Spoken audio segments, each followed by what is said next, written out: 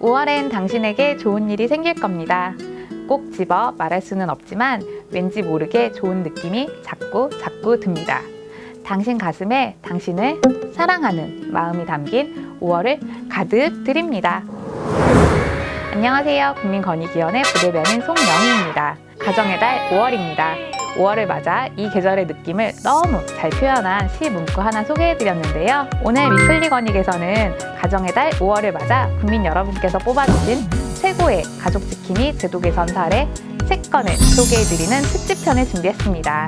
국민권익위원회는 지난 5년간 사회 안전망 강화 및 생활 속 불공정 해소를 위해 총 255건의 제도 개선을 추진했는데요. 제도 개선 권고를 받은 기관에서의 수용률이 무려 98.7%에 이른다고 해요. 우리 사회를 조금씩 좋은 곳으로 만들기 위해 열심히 노력하는 국민권익위원회 공식 유튜브 구독 안 하시면 손해인 거 아시죠?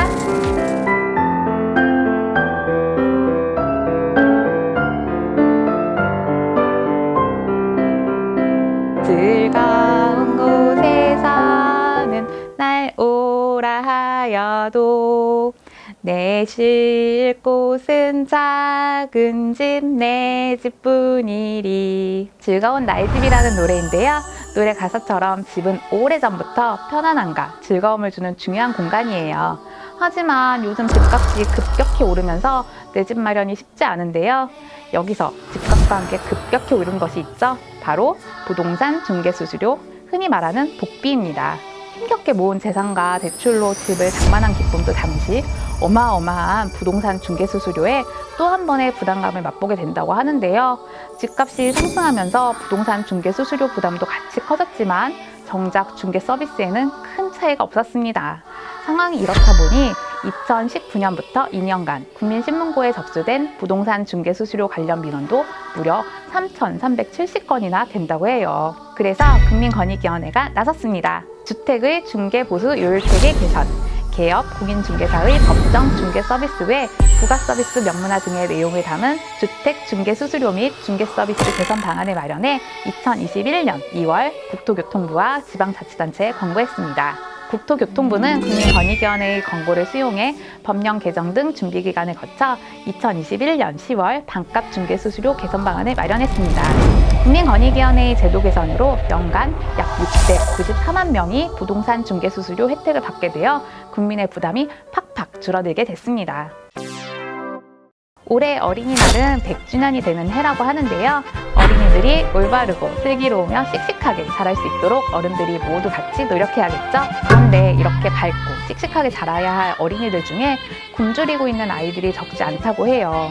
2020년을 기준으로 전국 31만 명의 아이들이 끼니를 제대로 해결하지 못하고 있다는 조사 결과도 있었어요. 정부와 지방자치단체는 저소득 가정의 아이들이 건강하게 자랄 수 있도록 학교 밖에서도 밥을 먹을 수 있게 아동급식카드를 만들어 식비를 지원하는 사업을 진행하고 있는데요.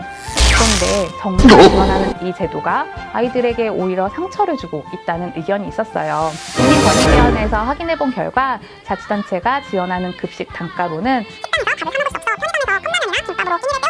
또 한참 감수성이 예민한 아이들이 급식카드 디자인 때문에 자신의 처지가 노출되어 상처받는 경우가 있어 시급히 개선이 필요했습니다. 국민권익위원회는 이러한 문제를 개선하기 위해 보건복지부와 지방자치단체의 제도 개선을 권고했는데요. 각 지자체에서 급식 단가를 정할 때 보건복지부의 급식 단가 기준을 반드시 준수하도록 하고 아동 급식카드 가맹점 확대와 가맹점의 위치를 쉽게 검색할 수 있도록 공공 데이터로 공개하게 했어요. 특히 급식카드 디자인을 일반 카드와 같은 모양으로 개선해 아이들이 불편함을 느끼지 않도록 했습니다. 최근 우리나라 가정폭력과 아동학대에 대한 끔찍한 뉴스가 많아졌는데요. 통계를 보니 2021년 한 해에만 경찰에 접수된 가정폭력 신고 건수가 21만 8,669건이나 됐다고 해요. 국민신문고에도 가정폭력과 관련한 민원이 많이 등장했는데요. 특히 주민등록 열람 제한 제도의 개선을 요구하는 민원이 최근 3년간 1만 6천 건이나 접수됐다고 합니다. 민원 내용을 보면 가정폭력을 피해 아이들과 피신을 했는데 폭력 가해자가 피해자의 부모님과 아이의 등본을 열람해 주소를 추적한 뒤 2차 피해를 당했다며 가정폭력 가해자가 피해자의 주소를 추적할 수 없게 해달라는 긴급한 민원이었어요. 기존 주민등록법에도 가정폭력 피해자가 2차 피해를 당하지 않도록 가정폭력 행위자를 지정해 주민등록표를 열람하거나 교부받지 못하도록 열람 제한 신청 제도가 있는데요. 하지만 기존 주민등록법은 가정폭력 피해자와 같은 주소에 있는 세대원에 대해서만 열람을 제한하고 있어서 가정폭력 가해자가 피해자가 아닌 다른 주소에 있는 피해자의 부모나 자녀의 주소를 확인해 2차 폭력을 가할 수 있다는 허점이 있었던 거죠. 국민권익위원회는 실태조사와 문제점을 분석해 행정안전부에 가정폭력 피해자 보호를 위한 주민등록 열람 제한 제도 개선 방안을 권고했는데요. 먼저 가정폭력 행위자가 가정폭력 피해자뿐만 아니라 피해자의 부모님과 자녀의 주민등록 열람을 하지 못하도록 제한했어요. 또 가정 내 아동폭력 피해자 주민등록 열람 제한 신청을 할 때 증거 인정 서류를 확대하도록 했고요. 가정폭력으로 주민등록 열람이 제한된 친권자가 자녀의 전입신고를 할 수 없도록 했습니다. 긴급한 민원이니만큼 행정안전부는 국민권익위원회의 권고를 적극 수용했고 주민등록법 개정안을 마련해 지난해 6월 국회를 통과했습니다. 든든한 국민편, 국민권익위원회는 가정폭력이 근절되는 그날까지 최선을 다하겠습니다. 지금까지 가정의 달 특집으로 국민권익위원회의 제도 개선 사례를 소개해드렸는데요.